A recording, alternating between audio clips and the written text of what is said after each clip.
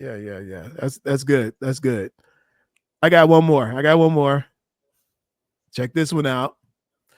Hi, Kelvin. We got to an argument with my boyfriend, and I went no contact. Later, he called, and when I told him we are incompatible, he started crying on the phone. What does this mean?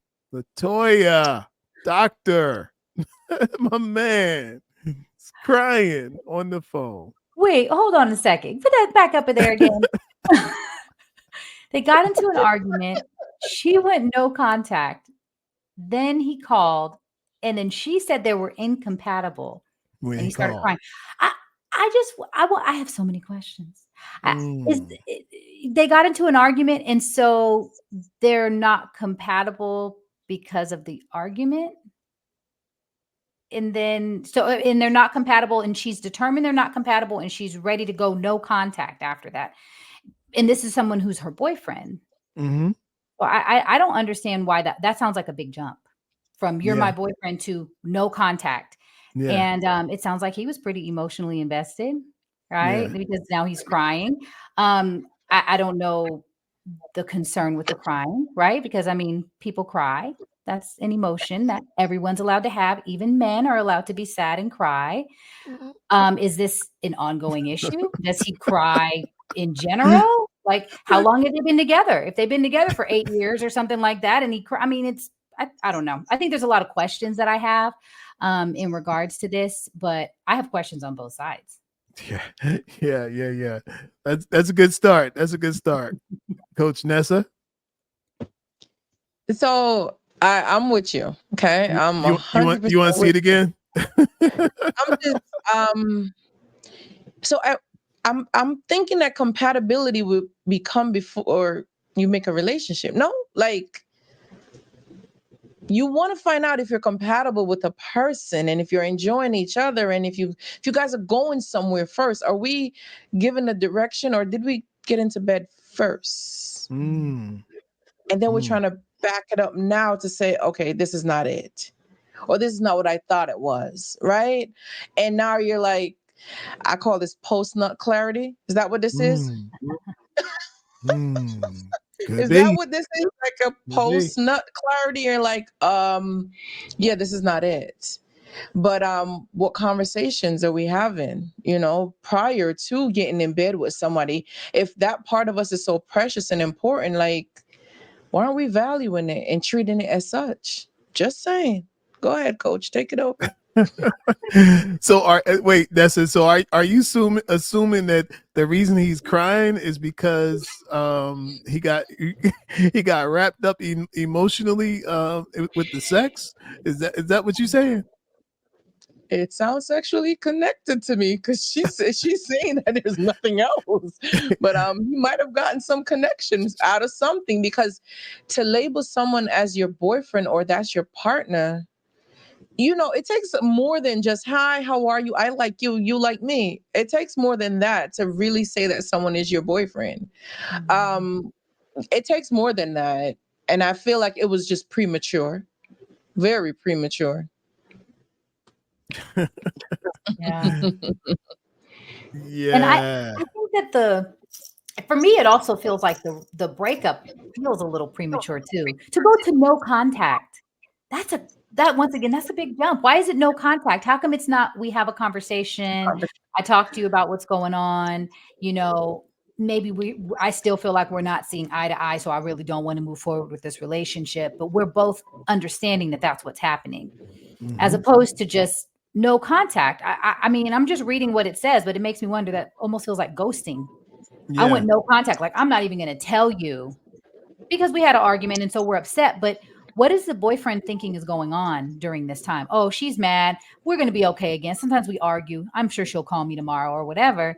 And then to find out, no, we're not compatible, I no longer want to be in this relationship. I think that could have been very alarming for him. Yeah. Because there's more to it than that. There's more to it than that. We really know there's way more, especially Yeah, you just went no contact. You've been wanting to do this. There's something that's been irking your nerves, or there's an ick that you don't see yourself doing it. So you stir up an argument for an opportunity to ghost him, to now just blurt it out all at once. Because this is like she vomited up this information and put it together Yeah. in this text. Yeah. Because Yeah. it's so much there that you can unpack, right? Yeah. Okay. With this argument that leads to no contact. Okay, what is this argument that you having that leads you to no contact? And so here's the this is the parameters that I give people for no contact. Okay, if this person is a danger to you, this person is causing harm, this person refuses to your when you told them this relationship is over, I don't want to hear from you. If you are clear on those things, like I feel like no contact is the final straw. Like that's it. The door is closed. Boom. To me, when you block this, I had somebody the other day telling me that they blocked this person, and the lady wanted to send one more message after she blocked the guy. She wanted to send him one more message to tell him, give him one more piece of her mind, and was asking me how does she do it. I'm like, you don't. Listen, in my mind, if you block me, we're done. Like there's no such thing as unblocking. If you block me, or if I have to block you, I am never speaking to you again. Okay, like we're done. And I think people take this whole blocking and no contact and all of it. How was this guy able to call you if you had no contact? Okay. So apparently you left some channels open, and then you had conversation with him after I thought it was no contact. Yeah. That's true.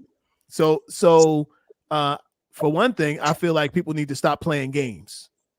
Okay, if it's going to be no contact, no contact. If it's going to be, if you're going to continue the contact, let it be that, and work it out as you go. But for this guy to be crying, though. Yeah, I want to hear you talk about that, Kelvin. From a man's perspective, talk about the crying piece. Maybe this is why the no contact was necessary.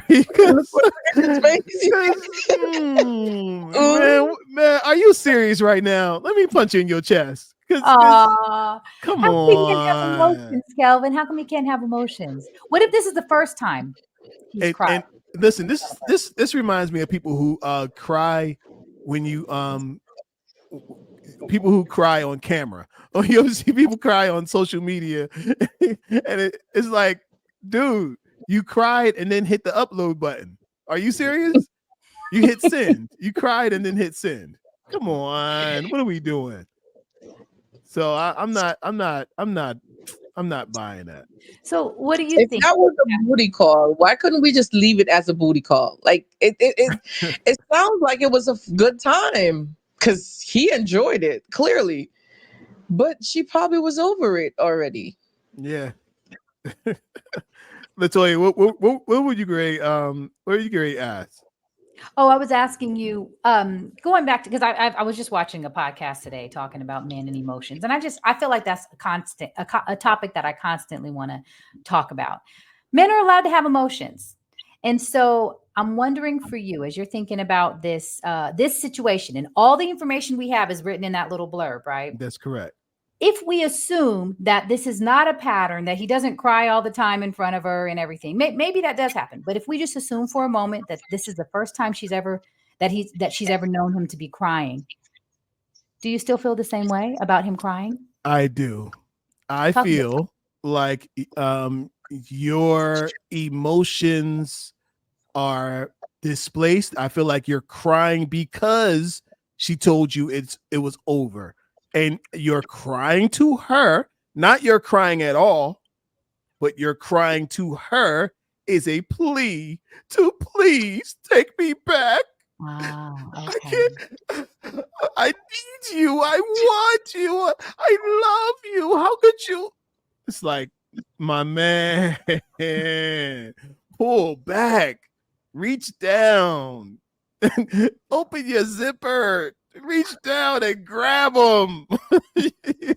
Good Lord gave them to you. Grab them and accept what is. Move on. If you're gonna cry, you have the right to cry. Turn the camera off, to hang up the phone and boo-hoo your little heart out. And when you get done, go on about your life, because this door has closed. And the longer you take to do that, the more manipulation that she has, the more advantage that she has. Your crying gives her an advantage. Yeah. It's like, no. This is your time to stop, because look, that crying could be manipulation too. Exactly. So that's what I heard in what you said. Yeah. Mhm. Yeah. I agree totally, because you should never beg someone to be with you. You should, if someone does not want to be in your life, you should be comfortable enough to accept that. Because you should, if you're begging them now to stay with you, you're constantly going to be begging them for the entire relationship. That's a fact. And that's control. You it should be equal. I want to be with you like you want to be with me. And if you don't want to be with me now, it's going to come up later on.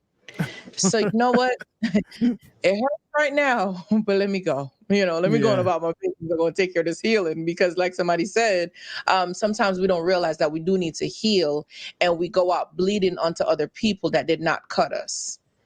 So we bring that on, and we bring it on, and we bring it on, and it's unfair. We need to take care of our business so we can learn how to stand on business. Okay? Yes.